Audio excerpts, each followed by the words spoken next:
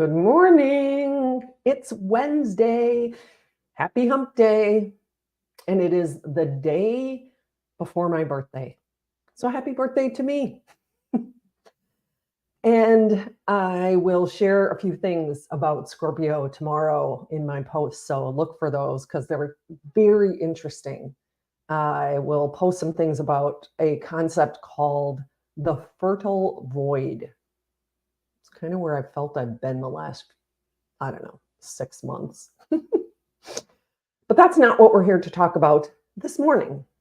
This morning, what we're going to talk about again, and I know we have been talking about this for a while, but I'm going to share a few new things. We are talking about cordial hypocrisy. Cordial hypocrisy, again, is the, and I've lost my definition. Anyway, it is when people are feigning nice, when they are faking trust, when they fake trust when there is no trust, when they feign nice, and they feign agreement. They are agreeing and being nice out of either fear of retribution, fear of ridicule, fear of criticism, fear of judgment, or out of loyalty. So maybe they've worked for someone for so long and they just don't feel like they can disagree with that person. Now, we're going to take this similar to a post I just had. So if you read my post, you might know a little bit of this, but we're going to share several different things. And then afterwards, I will post in the comments a link to a tool, that a short guide that I created where you can get 5 quick tips on how to weed out cordial hypocrisy in your organization.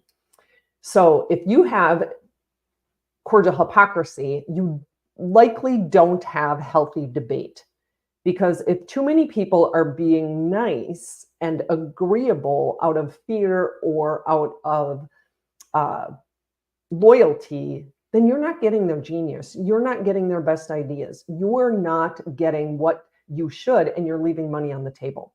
But here are some signs. I want to try to go a little bit deeper and share a few things about how you can get under the facade of politeness, the facade of niceness. And what I keep saying is stop being nice. People are so afraid of conflict, and really, truly, you've probably had, maybe a handful or less real conflicts in your life. The other things are just working things out. I know that there's someone close to me who avoids conflict like the plague. And it isn't even conflict. When people are debating and throwing out ideas, they kind of shut down. And they kind of take themselves out of the conversation. You guys figure it out, because they don't. And it's interesting because my personality is the exact opposite. I love playing devil's advocate. I love healthy debate. And so that's very easy for me.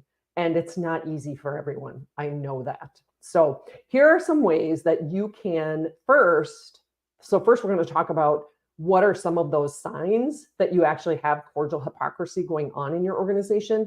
And then we're going to talk just a couple of tips on how to weed it out of your organization. And then I will offer my freebie that I have, my guide. It's just a quick 2-pager on cordial hypocrisy and how to weed it out of your organization. I'll drop that in the comments after this posts to LinkedIn and YouTube, and you can sign up for that guide. You can download that guide. So the first one is if you're getting an emoji overload. Here's your sign. If you have people who are just really putting a lot of, and especially the positive thumbs up, a lot of smiley faces and, high fives and all of those kinds of things, they may actually be masking underlying eye rolls that people are actually feeling. So that's one, the emoji overload. The second one is the everything's fine, everything's wonderful, everything's great. You never get any kind of constrictive emotion from people. And I use constrictive rather than negative. That's a whole thing. We'll go into that another time. And those constrictive emotions, whether they're anger or frustration or boredom even, or pity or envy or loneliness, anger, all those kinds of things, constrictive emotions. If you're never getting any of those from your employees, if you're never getting what people may call negativity, now a spiral of downward negativity all the time, that's not what I'm talking about. I'm talking about never having any disagreement, never having any kind of negativity, any kind of negative emotion, negative perspective on things, or even opposing perspectives. So if you have that fantastic, everything's incredible, it's amazing, you have this office that's in perpetual Disneyland, and that's just something that you want to see as a sign to dig deeper, to really figure out if they are genuinely happy, if they're genuinely impressed, if they're genuinely really fantastic, or if there's some underlying frustration, some underlying angst, some underlying worry that needs to be addressed. Because we don't want to have people on this verbal autopilot. The other is what I refer to, or I've seen referred to as the corporate nod, or is sometimes referred to as the bobblehead.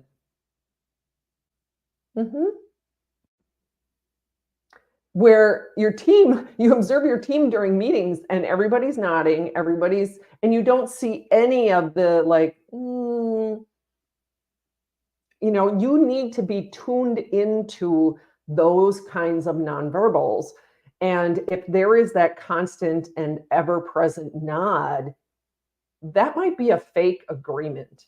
It might be a sign that there actually is disagreement underneath, and you want to dig deeper into that. So that's your sign. That's sign number 3.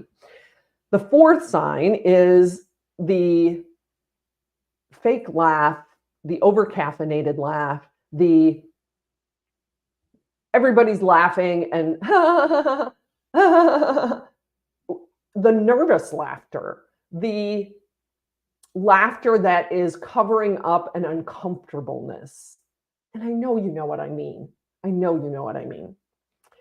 You've seen it, you've heard it, you've felt it. You can feel the difference. What I'm encouraging you with all of these, the emoji overload, the fantastic or incredible, amazing frequency, the bobblehead corporate nod, and now the over-caffeinated laughter, is to really attune yourself. Some people might call this emotional intelligence, and yes, it is. And it's attuning your senses to pick up on both the physical manifestations of this cordial hypocrisy, the auditory signs of this cordial hypocrisy. It might even be a tone of voice where you can tell that there is a fakeness to their voice, a fakeness to their tone, oh yeah, yeah, oh yeah. Maybe it's a little higher. Maybe when they're really sharing what they really think and how they feel, there's a little bit more depth to their voice. So maybe there is the happy, smiley tone, And then the last one, the sixth one, is the sudden silence or the sideways glances. If you're in a setting where you're physically present with other people, this is easier to see. So if you, excuse me, if you see somebody sitting, you've got two people standing somewhere or sitting at a desk chatting, and they're constantly kind of doing that sideways glance to check to see who's looking, there's something there that needs to be investigated. If you walk into a room and there's sudden silence, you could hear there was chatter going on before you came in the room, and when you walked in, there was sudden silence, you've got some backstage drama going on. You've got some things that you need to look into and figure out what's happening. Now, unless your birthday is tomorrow, like mine is tomorrow, and you think they might be planning a surprise party for you, then, maybe that sudden silence is appropriate. But most of the time, it means there's some kind of backstage drama. There's some kind of backroom chatter. And these are things that you want to look out for and really discern, is there cordial hypocrisy going on in your organization? This is something that is robbing you of creativity, of innovation.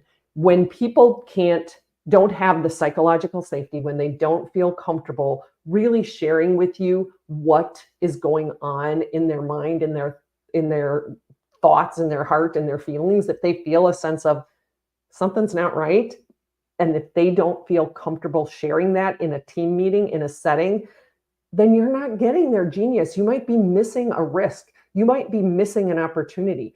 When they're in fear of judgment, of ridicule, of criticism, of retribution, they are in fight or flight mode. That fight or flight mode keeps this part of their brain, their prefrontal cortex, keeps that offline. They have limited